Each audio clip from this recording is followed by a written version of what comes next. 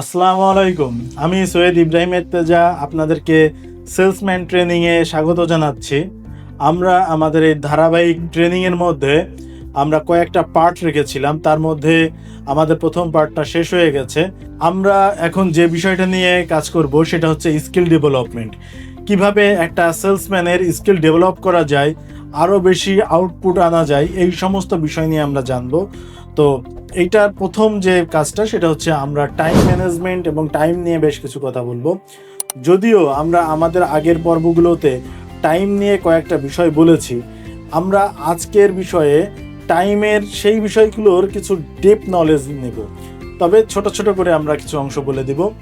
প্রথম যে বিষয়টা সেটা হচ্ছে আপনাকে বুঝতে হবে টাইমের ভ্যালুটা কি। এটা আমরা আগের লেসনগুলোতে বলে এসেছি। টাইমের যে মূল্যায়ন, এটা আপনাকে অবশ্যই আগে করতে হবে। আপনার কাছে আপনার টাইমের মূল্যায়ন কতটুকু, কত টাকা, কিভাবে আপনি এটাকে মূল্যায়ন করেন, কিসের সাথে মূল্যায়ন করেন, এই জিনিসটা আপনাকে আগে বুঝতে হবে। তারপরে আপনাকে সেই অনুযায়ী কাজগুলোকে ঠিকমতো সাজাতে হবে। এখন আপনার আমার যে কাজটা প্রথম করা উচিত, টাইমের মূল্যায়নটা বুঝে যেখানে যেখানে আমাদের টাইম নষ্ট হয় সেই অপশনগুলো আমাদেরকে কাট আপ করতে হবে। আর যে জায়গাতে আমাদের প্রোডাক্টিভিটি ভালো হয় সেই জায়গাগুলোর প্রোগ্রেস আমাদের বাড়িয়ে যেতে হবে। যদি আমরা এই সিস্টেমে সময়ের ভ্যালু দিই, তাহলে যে কাজটি হবে সেটা হচ্ছে আমরা একটি ভালো টাইম ম্যানেজমেন্টের মধ্যে যাব। অর্থাৎ আমরা সবসময় আমাদের টাইমকে প্রপার ওয়েতে ইউজ করতে পারছি, সেই খেলার মধ্যে আমরা চলে আসলাম। এবার আসতে হবে যে আমি কোন কাজে আমার সময়টা ব্যয় করব, সেটার জন্য আমাকে আলাদা একটা সিস্টেম বের করতে হবে। সেই সিস্টেমটা হচ্ছে আমার দিনের যে কাজগুলো রয়েছে এই কাজগুলোর একটা লিস্ট করতে হবে। এই কাজগুলোর লিস্টের মধ্যে আমাকে ভাগ করতে হবে কোনগুলো বেশি ইম্পর্টেন্ট, কোনটা মিডিয়াম ইম্পর্টেন্ট, কোনটা লেস ইম্পর্টেন্ট, যেগুলো না করলে কোনো সমস্যা হবে না। এরকম তিনটা ক্যাটাগরিতে আমরা ভাগ করে নিয়ে আমাদের যে কাজগুলো ইম্পর্টেন্ট কাজগুলো, তাকে আমরা কোনটা কত সময় ধরে করব, এবার আমরা সেই সময়টা আমরা এখানে ভাগ করে দিব। দেখা যাচ্ছে আমি তিনটা কাজ বাছাই করেছি, ইম্পর্টেন্ট তিনটা কাজ আজকের দিনের জন্য আমাকে করতে হবে।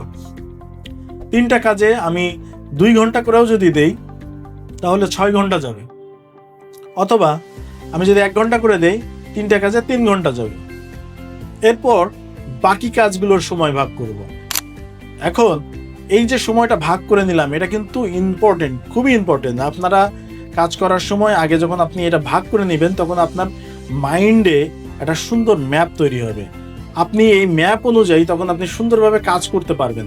এর মধ্যে ডিস্ট্রাকশন আসলেও আপনি সরাই ফেলতে পারবেন, কারণ আপনি জানেন আপনার প্রথম 3 ঘন্টায় 3টা মেজর ইম্পর্টেন্ট কাজ রয়েছে।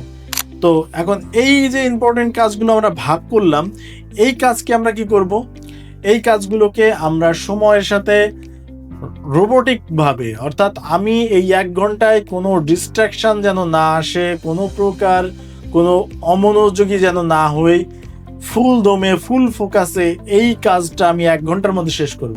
যদি শেষ হয় আমি নিজেকে একটা রিওয়ার্ড দেবো। আমি 1 কাপ কফি খেতে পারি, চা খেতে পারি, অথবা আমি একটু রেস্ট নিতে পারি, যে কোনো কিছু আমি একটা রিওয়ার্ড দেব। দিলে আমার যে কাজের গতিটা, এটা কিন্তু সুন্দরভাবে সাজিয়ে আমরা কাজ করতে পারবো। আপনি এটা জাস্ট ট্রাই করে দেখুন। আপনার প্রতিষ্ঠানে আপনি যখন কাজ করছেন, আমি যে নিয়মটা বললাম, এই নিয়মে আপনি 1টা মাস কাজ করে দেখুন কত শৃঙ্খল আপনার লাইফটা হয়ে যায়, কত সুন্দর প্রোডাক্টিভ কাজগুলো আপনি করতে পারেন। আগে যেখানে আপনি এলোমেলো বিক্ষিপ্ত অনেক কাজ নিয়ে আপনি পেরেশানির মধ্যে থাকতেন, আপনি দেখবেন যে আপনার কাজগুলো খুব গোছানো, খুব সুন্দরভাবে হচ্ছে। তাহলে আমাদের যে কাজটি করতে হবে, প্রথমে সময়ের মূল্যায়ন করতে হবে, দ্বিতীয়ত আমাদের কাজগুলোকে ভাগ করে কোনটা ইম্পর্টেন্ট তার জন্য আলাদা স্পেসিফিক টাইম ভাগ করতে হবে।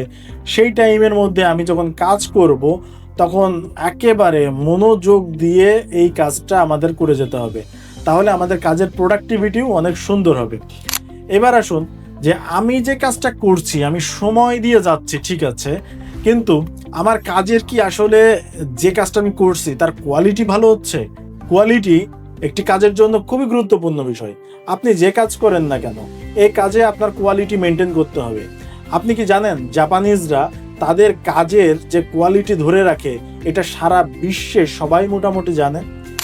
কেন তারা করে? কারণ তাদের যেন একটা ভালো লাগা তৈরি হয়, তাদের যেন ভালো আউটপুট আসে এবং শৃঙ্খল থাকে। এই কারণে তারা কিন্তু তাদের কাজের কোয়ালিটি ভালো করার চেষ্টা করে।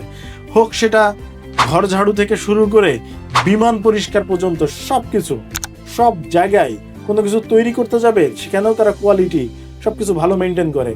আপনি যদি ওদের কোনো রিসোর্টে যান, তাদের যে বিছানাগুলো যেভাবে সাজিয়ে গুছিয়ে রাখে, ওদের সাজানো গোছানো এবং অন্য দেশের সাজানো গোছানো অনেক পার্থক্য। ওরা সব কিছুই ঝকঝকে চকচকে রাখার চেষ্টা করে। সুতরাং আমরাও যদি আমাদের প্রত্যেকটা কাজ যদি সাজিয়ে গুছিয়ে চকচকে ঝকঝকে করি, তাহলে অনেক ভালো আউটপুট পাবো। যেমন ধরেন, আমি একটা হিসাব করছি, হিসাবের খাতাটা সুন্দর করা, হিসাবের হাতের লেখাটা সুন্দর করার চেষ্টা করা, অথবা আমি কাপড়গুলো গুছায় রাখছি বা অন্য কোনো প্রোডাক্ট গুছিয়ে রাখছি, এটা সাজানো গুছানো, প্রত্যেক দিন এটা মোছা, এমনভাবে মোছা যে একটা ব্যক্তি এসে দেখে ওখানে ময়লা করার সাহস তো পাবেই না, বরঞ্চ সে দেখে চিন্তা করবে কে পরিষ্কার করলো, কে এই কাজটা করলো, সে ওই ব্যক্তিটাকে খুঁজে বের করবে।